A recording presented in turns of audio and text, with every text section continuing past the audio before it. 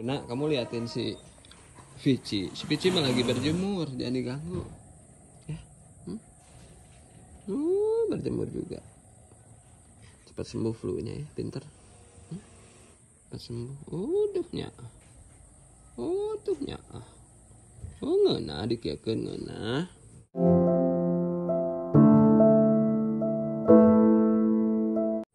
Di mana itu Bang? Di rumah.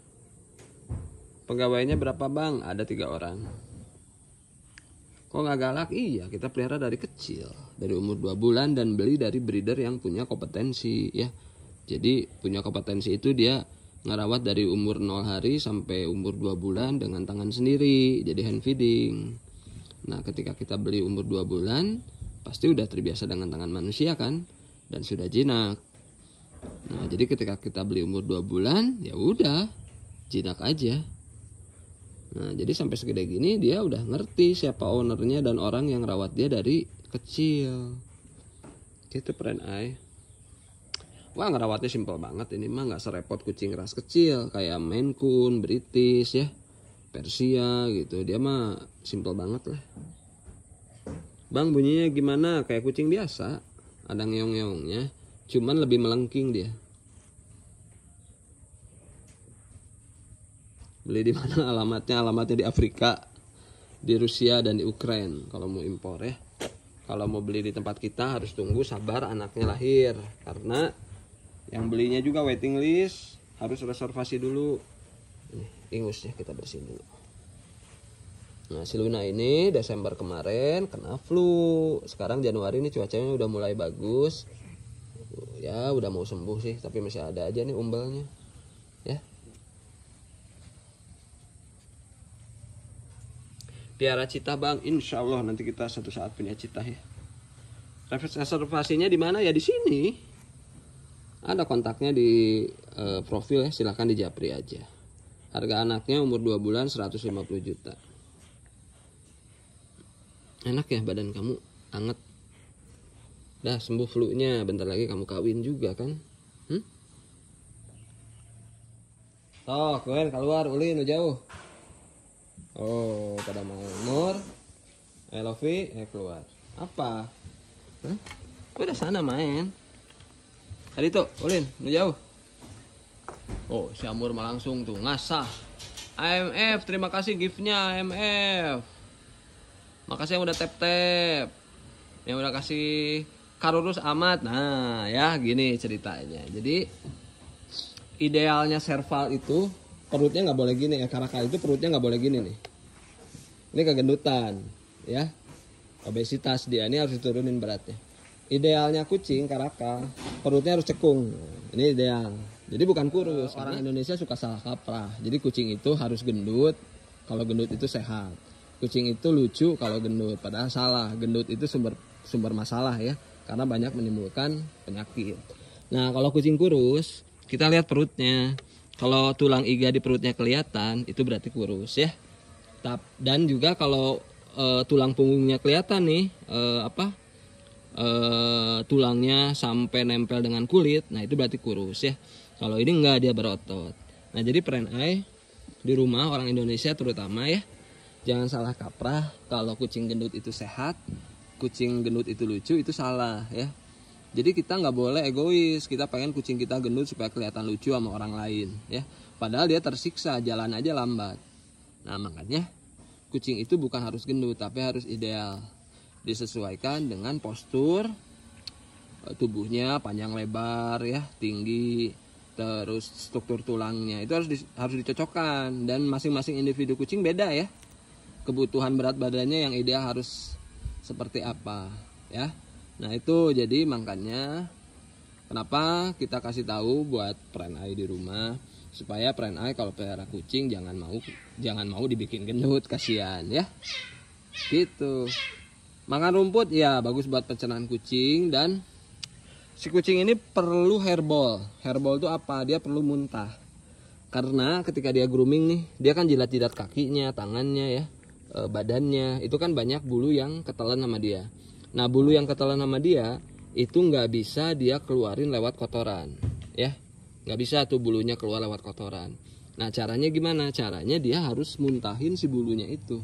Nah makan rumput itu adalah kegiatan yang memancing dia untuk muntah. Nanti dia udah makan rumput ini nanti muntah dia. Gitu perenai. Nah jadi ketika dia muntah, nanti bulu-bulunya ikut keluar. Nah jadi memang alam sudah menciptakannya seperti itu. Makasih Gofril gift-nya makasih. Yang udah share video kita makasih, yang udah tap-tap juga makasih.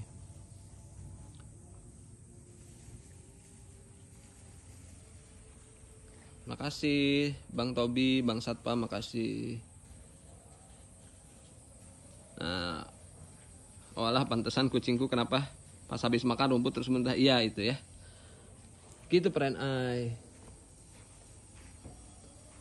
Wah Mas Burhan terima kasih.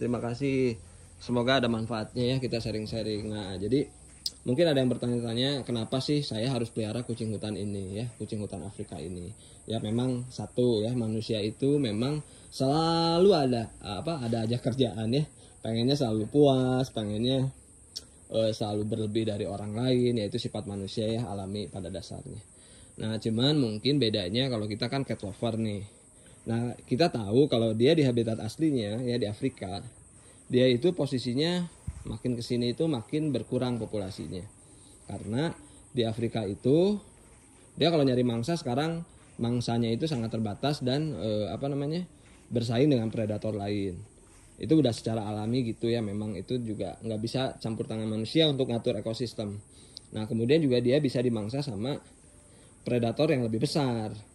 Nah cuman yang kita nggak setuju itu mereka itu banyak diburu sama manusia, sama orang-orang Afrika untuk diperjualbelikan ilegal ya, entah taksiderminya ya yang sudah di air keras, atau kulitnya, atau bahkan hidup-hidup mereka jual ilegal.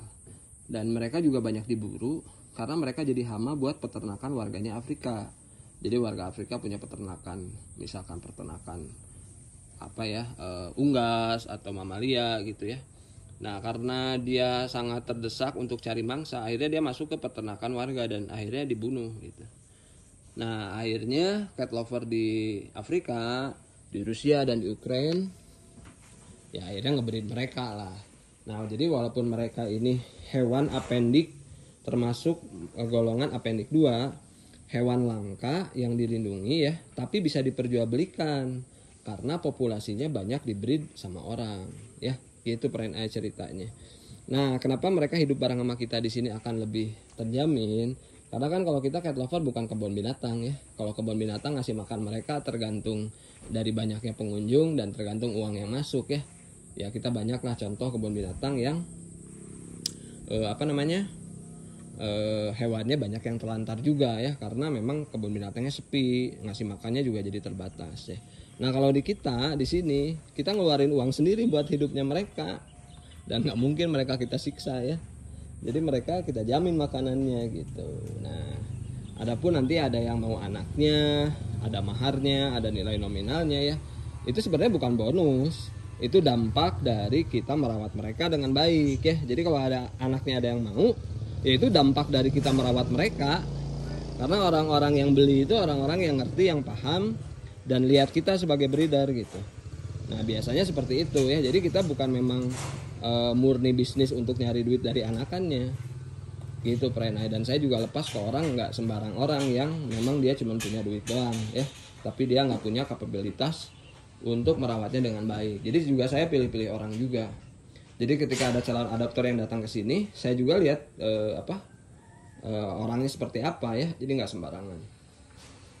Nah, hidup di hutan atau di habitat aslinya, yaitu yang tadi saya jelaskan ya, mereka banyak terancam oleh predator lain dan manusia ya, terutama oleh manusia lah. Nah, hidupnya kalau dia sampai tua bisa survive antara 10-12 tahun masa hidupnya ya. Nah, tapi kalau kita pelihara di rumah dengan tangan kita sendiri, dia hidupnya jauh bisa lebih panjang. Karena apa? Karena kita rawat dan kita atur banget pola makannya. Jadi untuk mendapatkan nutrisi dan gizi yang maksimal gitu. Jadi dia bisa hidup antara 10 sampai 15 tahun kalau di tempat kita ya. Itu menurut literasi yang saya baca ya. Tapi saya juga belum pernah ngalamin itu karena mereka ini sekarang baru umur mau 4 tahun nih jamur. Gitu friend eye. Maaf yang belum kejawab ya pertanyaannya. Manja.